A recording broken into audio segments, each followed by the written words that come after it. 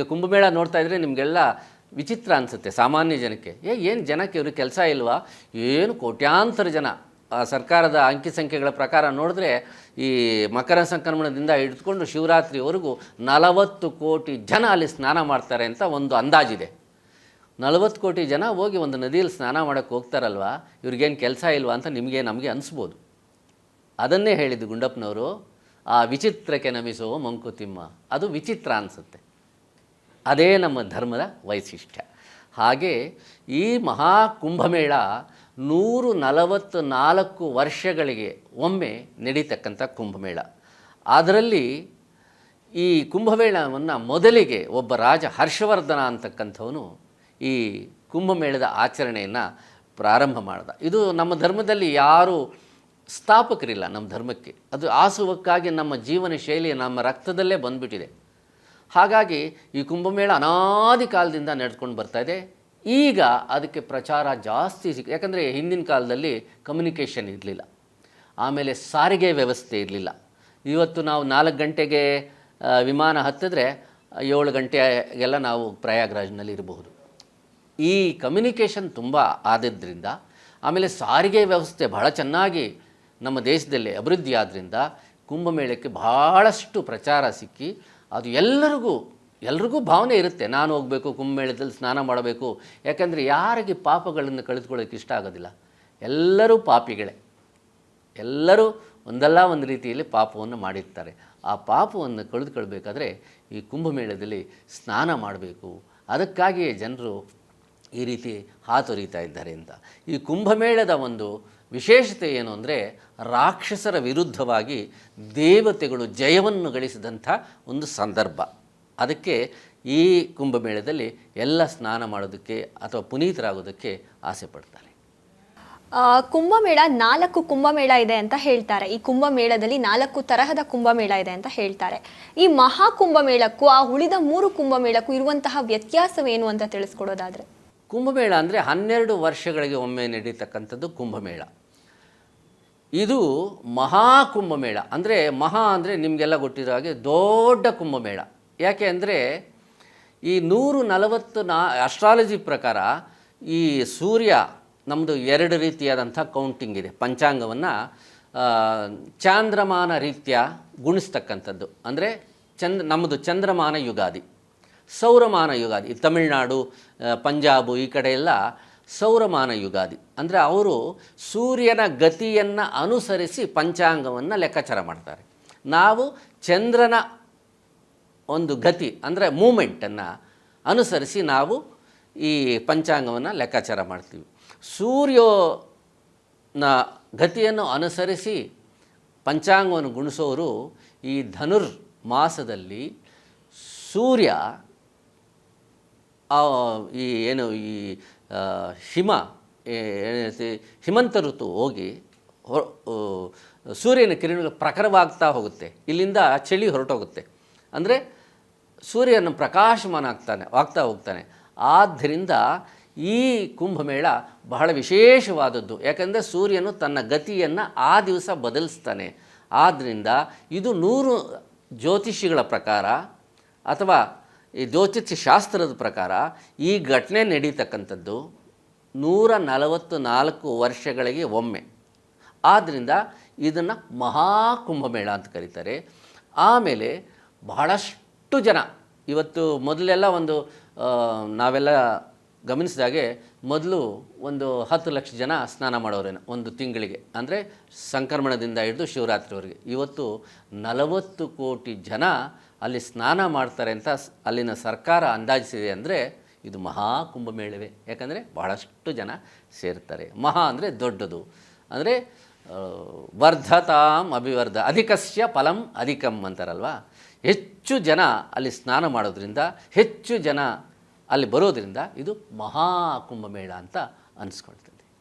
ಆ ಕುಂಭಮೇಳದ ಸಮಯದಲ್ಲಿ ಆ ನದಿಯಲ್ಲಿ ಸ್ನಾನ ಮಾಡಿದ್ರೆ ಪಾಪ ಕಳಿಯುತ್ತೆ, ಪುಣ್ಯ ಲಭಿಸುತ್ತೆ ಅಂತ ಹೇಳ್ತಾರಲ್ಲ, ಯಾಕಾಗಿ ಅಂತ ವಿಶೇಷತೆ ಏನಿದೆ ಆ ನದಿಯಲ್ಲಿ ಅಂತ ತಿಳಿಸ್ಕೊಡೋದಾದ್ರೆ? ಗಂಗಾ ನದಿಯಷ್ಟು ಪವಿತ್ರವಾದಂಥ ನದಿ ಈ ಜಗತ್ತಿನಲ್ಲಿ ಯಾವುದೂ ಇಲ್ಲ. ನದಿಗಳೇ ಪವಿತ್ರ, ಅದರಲ್ಲಿ ಗಂಗಾ ನದಿ ಅತ್ಯಂತ ಪವಿತ್ರ. ಹಿಂದೂವಾಗಿ ಸನಾತನ ಧರ್ಮದಲ್ಲಿ ನೀನು ಜನಿಸಿದರೆ ಒಮ್ಮೆಯಾದರೂ ಕಾಶಿನಗೂ ಹೋಗಿ ಗಂಗಾ ನದಿಯಲ್ಲಿ ಸ್ನಾನ ಮಾಡಬೇಕು ಅಂತ ಹೇಳ್ತಾರೆ. ಇದೊಂದು ಪರ್ವದಿನ. ಇಲ್ಲಿ ಗಂಗಾ ನದಿ ಒಂದೇ ಬರೋದಿಲ್ಲ, ಗಂಗಾ, ಯಮುನಾ, ಸರಸ್ವತಿ ಮೂರೂ ನದಿಗಳು ಬರ್ತದೆ. ಗಂಗೆ ಶುದ್ಧತೆಯ ಸಂಕೇತ. ಗಂಗೆ, ಆ ಗಂಗೆಯಲ್ಲಿ ಬರ್ತಾಳೆ. ಯಮುನಾ, ಸರಸ್ವತಿ ನಿಮಗೆಲ್ಲ ಗೊತ್ತಿದ್ದಾಗೆ ವಿದ್ಯಾ ಅಧಿದೇವತೆ. ಯಮುನಾ ಅವು ಭೂದೇವಿಯನ್ನು ಪ್ರತಿನಿಧಿಸ್ತಕ್ಕಂಥ ಒಂದು ನದಿ ಯಮುನೆ.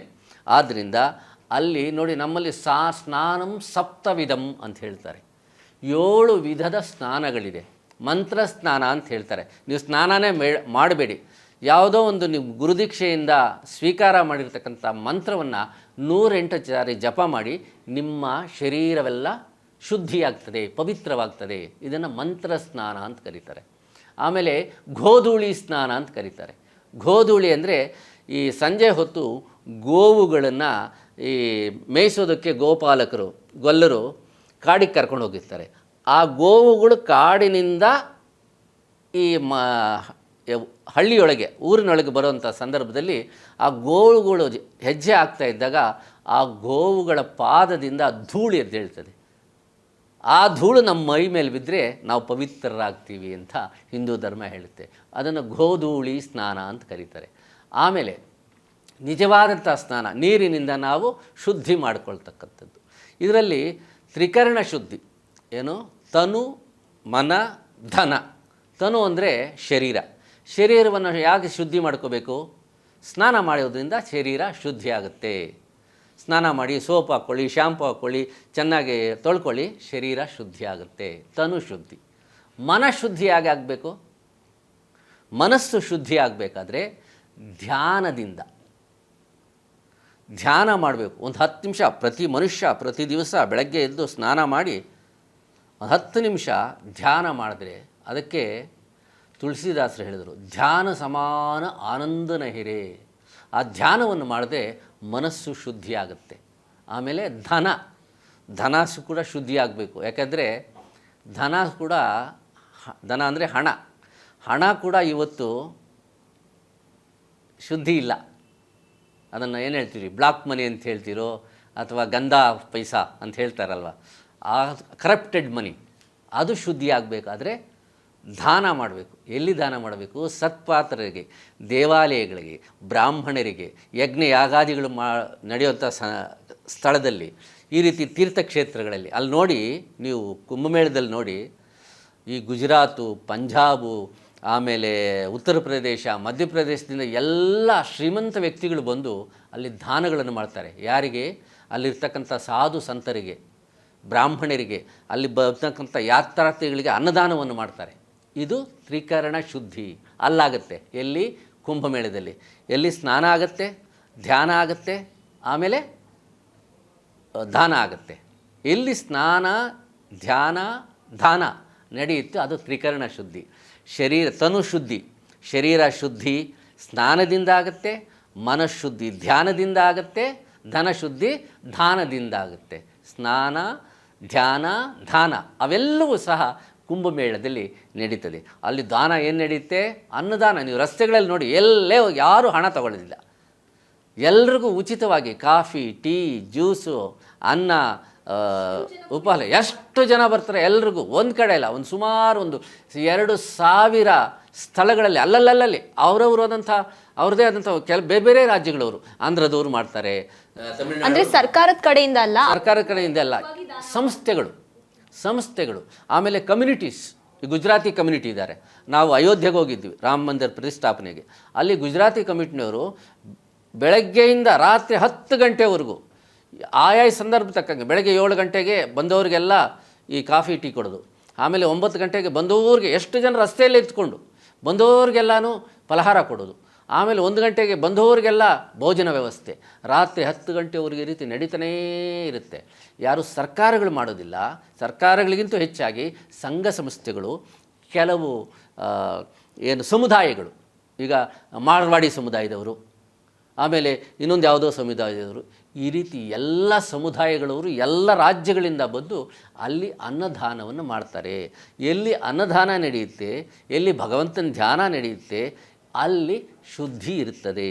ಅಲ್ಲಿ ಆನಂದ ಇರ್ತದೆ, ಅದಕ್ಕೆ ಹೇಳಿದ್ದು ಹಾಗೆ ಅಂಥೇಳಿ ಇದು ಕುಂಭಸ್ನಾನದ ಒಂದು ವಿಶೇಷತೆ. ಈ ಕುಂಭಮೇಳದ ಬಗ್ಗೆ ತಿಳ್ಕೊಂಡಾಗ ಒಂದು ವಿಚಾರ ಗೊತ್ತಾಯ್ತು, ಏನು ಅಂದರೆ ನಾಗಾ ಸಾಧುಗಳು ಹಾಗೂ ಹಗೋರಿಗಳಿಗೆ ಮೊದಲು ಬಿಡ್ತಾರೆ ತೀರ್ಥ ಸ್ನಾನವನ್ನು ಮಾಡೋದಕ್ಕೆ, ಅದಾದ ನಂತರದಲ್ಲಿ ಸಾಮಾನ್ಯ ವ್ಯಕ್ತಿಗಳಿಗೆ ಅಲ್ಲಿ ಸ್ನಾನ ಮಾಡೋದಕ್ಕೆ ಬಿಡ್ತಾರೆ ಅಂತ ಹೇಳಿ. ಯಾಕಾಗಿ ಆ ಕುಂಭಮೇಳದಲ್ಲಿ ಜಾಸ್ತಿ ಪ್ರಾಮುಖ್ಯತೆಯನ್ನು ಅಘೋರಿಗಳಿಗೆ ಹಾಗೂ ಸಾಧುಗಳಿಗೆ ನೀಡ್ತಾರೆ ಅಂತ ತಿಳಿಸಿ. ಈಗ ನೋಡಿ, ಸಾಧು ಅಂದರೆ ಏನು, ಸನ್ಯಾಸಿ ಅಂದರೆ ಏನು? ಸರ್ವಸಂಗ ಪರಿತ್ಯಾಗಿಯ ಸನ್ಯಾಸಿ. ಈಗ ನಾವೆಲ್ಲ ಸಂಸಾರಿಗಳು, ನಮಗೆ ಪತ್ನಿ ಇದ್ದಾರೆ, ಮಕ್ಕಳಿದ್ದಾರೆ, ಅಣ್ಣ ಇದ್ದಾರೆ, ತಮ್ಮ ಇದ್ದಾರೆ, ತಂಗಿ ಇದ್ದಾರೆ, ಎಲ್ಲ ನಾವು ಸಂಸಾರದಲ್ಲಿದ್ದೇವೆ, ಸಂಸಾರದ ಜಂಜಾಟದಲ್ಲಿ ಸಿಕ್ಕಾಕ್ಕೊಂಡಿದ್ದೀವಿ. ಆದರೆ ಈ ಸಾಧು ಸಜ್ಜನರು, ಸತ್ಪುರುಷರು, ಸಂತರು ಏನಿದ್ದಾರೆ ಅವರು ಸರ್ವಸಂಗ ಪರಿತ್ಯಾಗಿಗಳು. ಅಲ್ಲಿ ನೋಡಿ, ಆ ನಾಗಾ ಸಾಧುಗಳಿದ್ದಾರಲ್ಲ, ಅವ್ರಿಗೆ ಯಾರಿಗೂ ತಮ್ಮ ಮನೆ ಮಠದ ಬಗ್ಗೆ, ಮನೆ ಮಠದ ಒಂದು ಲಿಂಕ್ ಇಲ್ಲ, ಸಂಬಂಧ ಇಲ್ಲವೇ ಇಲ್ಲ. ಅವರೆಲ್ಲವನ್ನು ಬಿಟ್ಟು ಹೋಗಿ ಅಲ್ಲಿದ್ದಾರೆ, ಎಲ್ಲಿ ಹಿಮಾಲಯದಲ್ಲಿ ತಪಸ್ಸು ಮಾಡ್ತಾ ಇರ್ತಾರೆ. ಅದಕ್ಕೋಸ್ಕರ ಅವರು ಭಾಳ ಯಾರ ಹತ್ರನೂ ಇರೋದಕ್ಕೆ ಅವರು ಇಷ್ಟಪಡೋದಿಲ್ಲ, ಭಗವಂತನ ಹತ್ರ ಇರ್ತಾರೆ. ಯಾರು? ಈ ಸಾಧು ಸಂತರು, ಸತ್ಪುರುಷರು. ಭಗವಂತನ ಅಂತಲಿ ನಿರಂತರ ಭಗವಂತನ ಸಾಯುಜ್ಯ ಸಾಮೀಪ್ಯ, ಈ ಇದರಲ್ಲಿ ಭಗವಂತನ ಸಾಮೀಪ್ಯದಲ್ಲಿರ್ತಾರೆ, ಅವರ ಸಾಯುಧ್ಯದಲ್ಲಿರ್ತಾರೆ. ಅವರ